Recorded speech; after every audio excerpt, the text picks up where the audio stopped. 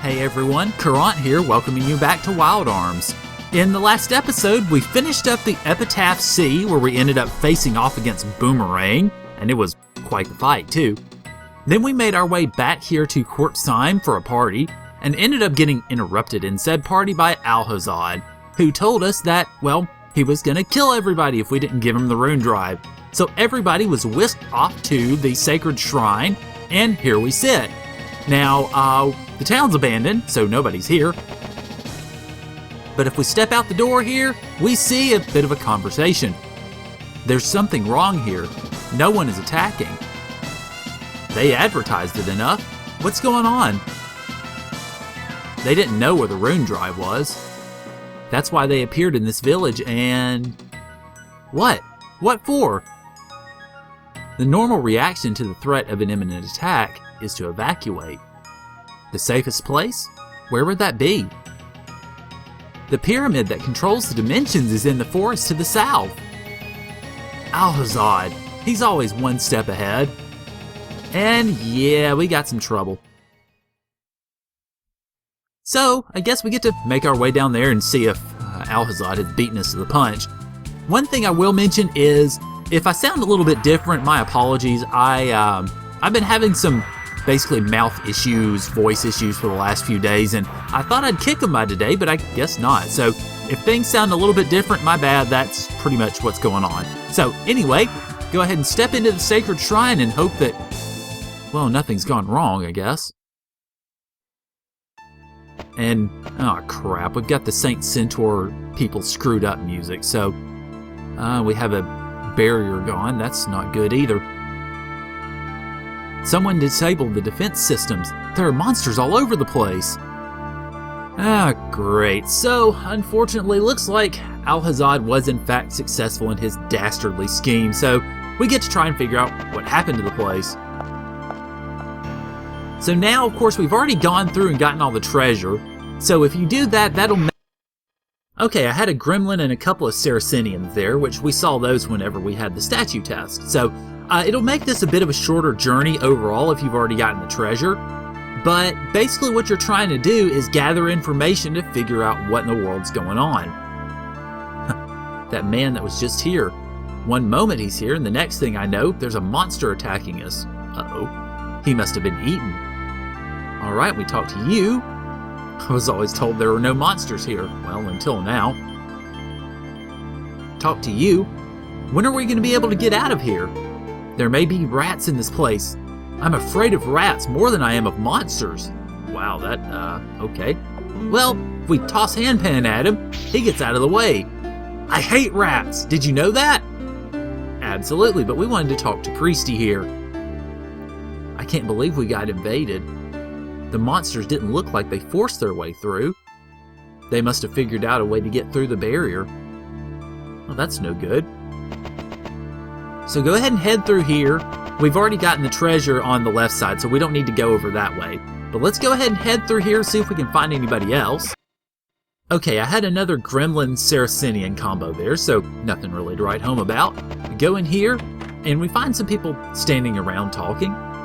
Is Court Seim going to be alright? I certainly hope so. I lost a few people during the chaos. Okay. Alright, so pretty much everybody's sort of having issues. I talked to him. I was hiding in this room when I saw a monster change into a human and put on clothes. I swear. Talked to him again. Same thing. Okay, well, we've got some more, I guess, more ideas here. And then we see everybody standing around. Okay. In essence, we're pretty much getting a lot of the same feedback that we had before. Talking about Saint Centaur, yes.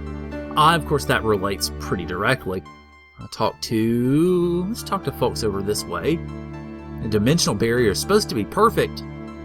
Yeah, well, that was the same problem that actually happened in Saint Centaur as well. Okay, so, go ahead and talk to Jane and McDullen over here. How did the monsters get through? I didn't know, you tell me. She was saying something about the dimensions. Who was saying something about the dimensions? Hey, can we take a nap? Really? Can we rest? Guess we can't rest. Doggone it. Oh well. Anyway, we can at least save our game, so let's go ahead and do that. And if this sounds very similar to what happened in Saint Centaur, it should, because this pretty much is the same thing. What we never found out there, and what we never found out here either, was, well, what happened? And that, in essence, is what we're trying.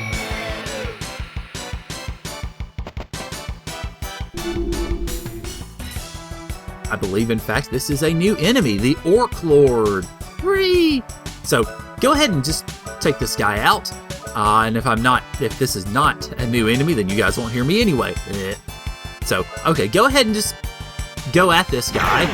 And, well, it seemed to take a good couple of strong hits here, but not too much. And this obviously won't kill him in this blow, but it should at least do a fair amount of damage. Alright, great. The first party member, or first enemy rather, that can do some of the advanced magic that we actually will be seeing a little bit later in the game. Won't see it yet, but he's the first enemy that's actually shown us some of those magics. And there you go. Not really too much to deal with there. Alright, so go downstairs, and let's see what we can find down here. Of course, we've already sort of pillaged the place. Hello, doggy. Oh, by the way, heal. Because as it turns out, the doggy's not a doggy! It's a boss! Ruh-roh. It is the Agilus! Woo! Okay, if I'm not mistaken, there are not very many enemies that have good stuff to steal. I think this guy does, so I'm going to try to steal from him and hope I'm not just completely wrong. But in essence, go ahead and go after this guy like you normally would. I'm going to see about stealing from him, and I'm going to begin by putting Protect on, because I think this guy's pretty slow. So let's see if he has anything hiding in his pockets, and he doesn't. Oh, well, so much for that idea. But you notice he also has very, very high defense, so I'm going to need to put D-Protect on him a couple of times before, before we're really able to do much of anything. And I think I'm also going to do some defending and then Heal Blade with Jack so that I actually can D-Protect this guy. Otherwise, it's going to be an extremely long battle. Might be a long battle anyway. Especially if he hits Jack again, because it looks like that. Okay, good. That'll help. Yeah, he hit Rudy. Rudy's our tank anyway. And it still hurts him a pretty good amount. Okay. Well, at least Rudy's definitely got enough to start doing start doing rocket launcher. Dadgummit, I keep forgetting the name of the thing. Arm focus or arm aim. Wow, go me. Okay, let's go ahead and get with Slash Ray, because I think Jack's luck is doing pretty well. And then I will cure Rudy, just to keep things going here. Well, that worked halfway decently. I might want to throw another D-Protect on the guy just to make sure that things work out. Okay, so, well, everything's looking decent so far. Oh, really? No, we don't need that. Now, the problem with this is, unfortunately, that hit everybody, as you might have noticed. So, oh boy, this could be tough. I'm definitely Lock On, that would be the name of it. Okay, I'm going to use Lock On again for Rocket Launcher, and then I'm going to see about saving up Rudy's Force Points to get Protector. Because Protector actually can help out in a situation like this. If you end up running into too many issues, you can use it that way. So let's see, what should I do next?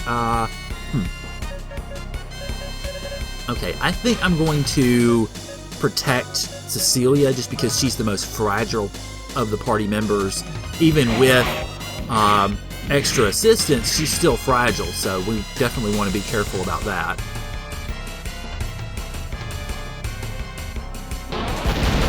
Alright, hopefully that hits. Okay, yeah, that hit pretty decently.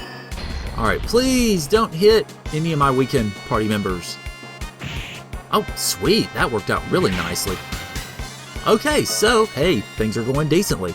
Let's see. Have I got a... I don't have a lucky card, do I? No, no lucky card for us, darn it. Oh well. Anyway, I can at least have Rudy kind of helping out with the whole healing tack, just to basically make sure everything's going while I'm saving up his force points. Then, let's see, another Slash Rave, and then I think right now I want to try to deprotect him one more time.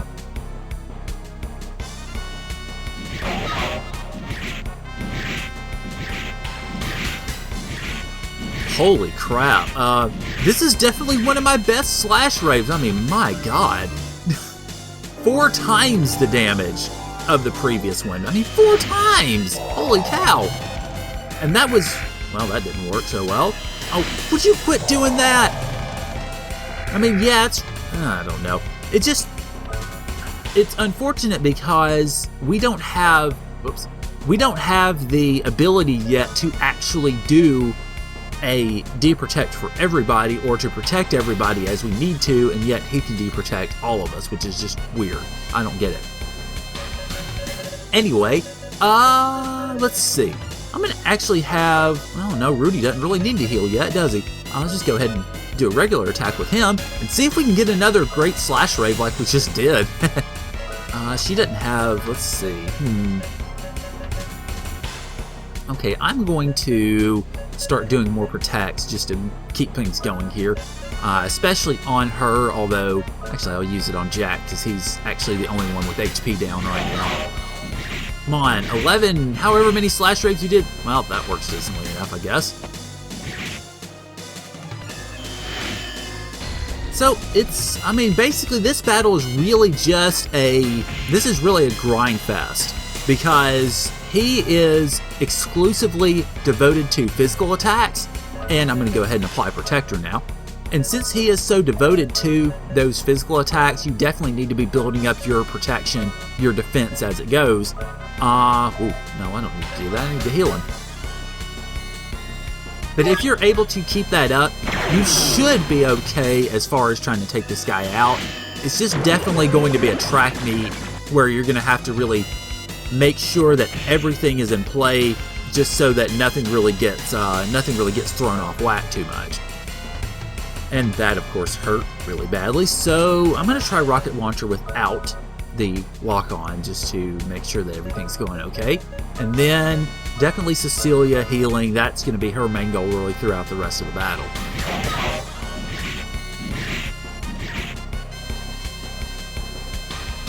I don't think Agaless has too much left, I don't believe, because we've been hitting him pretty decently, especially with that super Slash Ray from earlier. But, oh well. If he's out the door soon, then this shouldn't really be a problem, although it could still be an issue even if he is. Anyway, I'll go ahead and keep this up, and I'm almost out of magic, so I need to be careful as far as, I think I've got 4 magic carrots actually. Okay, that's not too bad. And then keep on, I think I'm going to keep on healing with Cecilia just to make sure that we don't let things get too out of hand. Oh, that didn't work very well at all. Yeah, well, that's the risk with Slash Ray. Sometimes it can be really, really good, and then sometimes not so much. But it looks like it didn't matter anyway because we won! Yay! So, ta-ta, Agaless! And we get a fair amount of experience and a level up for Jack, and a decent amount of money and Cecilia's booty dance, and everything's good.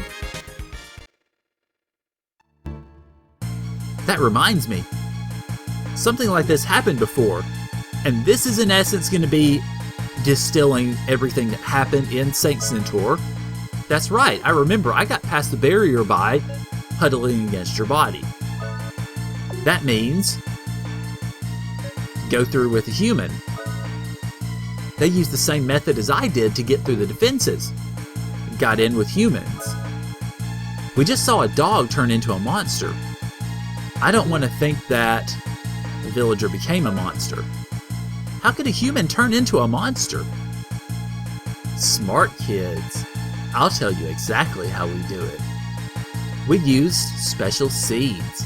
These seeds were developed with magic. These seeds don't register to the barrier, thus they were able to pass through. After they are eaten, the seed will grow inside the body and take it over at our command. So basically, it's Alien with Sigourney Weaver. How perfect can this get? We turn the entire town into a giant laboratory. We may be made of different materials, but we demons have the same body construction as humans. If you guys are living flesh, then we are living metal. No one can stop us. Well, enough talk. I'll have to ask for the rune drive now. I have my orders. So now we know the score. Now we know how they did it at St. Centaur, and we know how they did it here in the sacred shrine. Now, what you want to do is go ahead and get healed up again, because right on the heels of one boss battle, we can go up here and find another. I can't let anyone through here. Mr. Maxwell is looking through the treasure. Only Lord Alhazad may pass. So we get a regular battle, which I'll go ahead and keep up because this is plot worthy. But it's just a bunch of Saracenians, which we've already seen before. So I'm going to go ahead actually and try to take this time to learn the fast draw hint that we have from Jack. And then, since this buddy's weakness is fire, I'll use Cecilia to toss that around.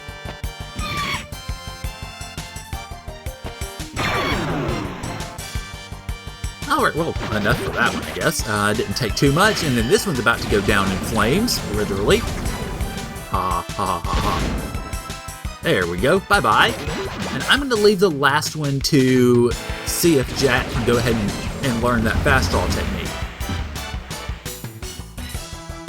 Okay, so guard with everybody else, and learn it, Jack, learn it! Oh, well, he didn't learn it. Oh well. We've got probably one more turn with him before everything, I guess, is at an end. And Cecilia's poison, fan-flippity-tastic. Okay, one more try with this, and then, no, antidote, there we are. Okay. Well, maybe not. Oh, well, anyway, that's pretty much that. And we can get through the door without really any problems. Go ahead and, of course, heal Cecilia here. There we go. And we should pretty much be good to go. So head up here. And we've already been in this room, but now we have Alhazad. You guys work too hard. If you had just ignored me, you could have gone about your business. I hate you miserable maggots who live by these pitiful beliefs. Your time has come to die. Prepare yourselves. So for the first time, we get to fight Alhazad and all those weird little thingies up there, which we can't do anything to them. Now, Alhazad, a little bit about him first. The name Alhazad actually means Mad Arab, which is basically a tip of the hat to H.P. Lovecraft's novels, which feature the Mad Arab. That's pretty much about as much as I know about it, but I just do know that it is a tip of the hat to H.P. Lovecraft. So go ahead and, in essence, apply yourself as you had before. I'll go ahead and actually try to learn this new fast draw a little bit. And I believe I do need to slow Alhazad down, so I'll go ahead and focus on that first. And it worked the first try against the boss, and we get Blast Charge, which is fairly decent fast draw. It's not one that I use on a regular basis, but still, you know, it's a pretty decent one. I think it is an all attack. I'll have to look at it in a moment. And that didn't slow him down. Great. Good job. Okay, so go ahead and keep using these attacks, and you might actually need to use a bullet clip in this battle if you used enough of your arms in another situation. So keep on going with that. Let's see. Blast. Okay, it's an area attack, so it hits pretty much all the enemies in that scope. Alright. But I'm going to go ahead and stick to the Slash Ray for now, and I'm going to... I think I'm going to see about slowing Alhazad down one more time, just to make sure that things don't go too nuts here. Alright, and I'm definitely doing a Mystic with a Potion Berry next time. Come on. Oh man, really? Oh well. Now, this of course is technically now the third of the Quarter Knights that we fought. We fought Belselt first off in Adelheid, and then in the Volcanon Trap before he got nixed. And then we fought Boomerang, of course, at the top of Epitaph C. So this is number 3, basically. And in a lot of ways, he's one of the more sinister of the Quarter Knights because he is a very devious character. I mean, he is not the sheer utmost aggression as you see with Belselk, and he's not even the calculated, battle-tested frenzy that you see with Boomerang. This guy is all about the angles, all about the turnarounds and the ne'er-do-wells, and basically to try to do anything he can to outthink an opponent before he outfights them. So in essence, Alhazad really, in a lot of ways, could be oh man, this slash ray was not doing very well at all. The Alhazad could really, in a lot of ways, be conceived as, in some ways, the perfect villain if he had the opportunity. And really, I slowed him down. That shouldn't have... Oh, well. Okay, well, in that case, then, I'm going to use Rudy to revive, and I'm going to use Jack to heal Rudy so that we don't get too far behind here. Anyway, so Alhazad, in a lot of ways, is really the perfect villain, in a sense, because he is not just a villain of strength. I mean, you see he has strength, but he is also very much a villain of the mind, a villain of basically challenging you in the ways that you can't get at, that you can't really go at him, but he'll be able to go at you. So, in essence, you do have to be careful in that sense. Now, you notice some of his attacks, he's been primarily using the elect trigger, although he also hit Cecilia with that other attack that ended up killing her ultimately. Now, he hits pretty hard, so you definitely, once I get slow, really? Okay, Esperanza, I hadn't seen this one yet. Oh, actually, that's a bit of a relief. Good job. I will take that. Alright, but it looks like the Esperanza is probably his lightest attack, which is always nice. I'm going to go Meteor Dive, actually, because I'm a little dissatisfied with the way that Slash Ray's been doing lately. And then Cure Rudy and hope that Alhazad does not go after her to take her out again. I think if I am able to get them cured up enough, I'm also going to hit Alhazad with a D-Protect, because this is just kind of getting out of hand. Alright, I actually might be able to manage it this time, I hope. Huh, not bad. Not bad at all. We could use you. And I really didn't think this battle was going to go that fast, honestly. We'll forget about the rune drive for now. Come to our photosphere. We'll give you a welcome you'll never forget. So the little bugs flash and we're done. More experience and a level up for Rudy, and no money. Boo. So, off he goes, and we can talk to Nikolai. We were successful in our defense of the rune drive. They wanted the rune drive, an ancient power amplifier, a very powerful device. We can use this device to strengthen the golem you're using. There's no time for you to do the work alone. Let's see if I can give you a hand. Alright, so we are now rune-drived, or rune-driven, I guess. Let's power up this golem of yours. Okay, sounds good to me. So I guess really all we need to do now is obviously refill and all that stuff. Go ahead and rest here. And then I guess we can talk to Nikolai in the house and see if he can take care of this whole charging up the golem thing. So go ahead and gallivant over here. And fortunately, it looks like most of the population of Court Seim survived, although honestly, I'm not really sure there's much of anybody that's missing, I guess. I'll talk to McDullen here. All the things you love are slipping away from you. There's nothing that I can do to help you. Gee, thanks for the optimism there, dude. At any rate, let's see what Nikolai has in store for us down here. The rune drives upgrade the shield mechanism of the Earth Golem. The Earth Golem was called the Fort of the Gods, the ultimate machine created to counter the demon race. It may be mankind's last fortification. I am an Armsmeister. I learned everything I know from Old Man Zebit.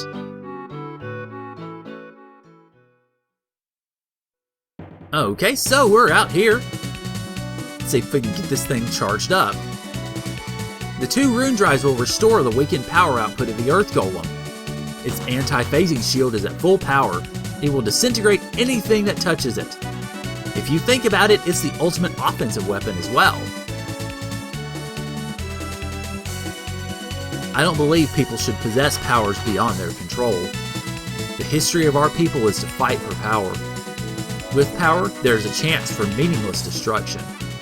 The old man Zeppet used to say, the saga can be reversed if the power is used to protect the precious. The precious! Oh, okay, sorry. There is a definite difference between the power to acquire and the power to protect.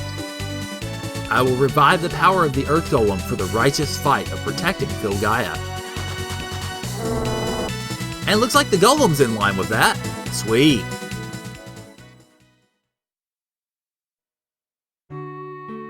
There is said to be a ruin in the snow-covered northern mountains where a light of illusion guards against intruders.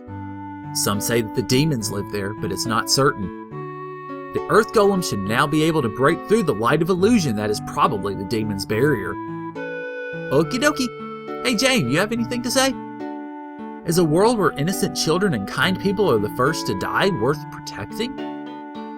Well, I mean, it's the only one we got, I guess. Alright, so really all we need to do now is slam into doors, apparently. All we really need to do now, one other thing I do want to go ahead and take care of before we head off, is to go back to the ring store, basically, down here. And I want to buy 3 thunder rings, because just as we will need the holy rings for the dungeon coming up, the photosphere, we will need the thunder rings for the dungeon after that. So, go ahead and grab those now, and you'll be a little bit better off whenever you get into the dungeons proper. And where are we? Okay. So, next time on Wild Arms, we're going to make our way into the photosphere and see if we can take out the demons in their home place. So, thank you guys for joining me, and I will see y'all later.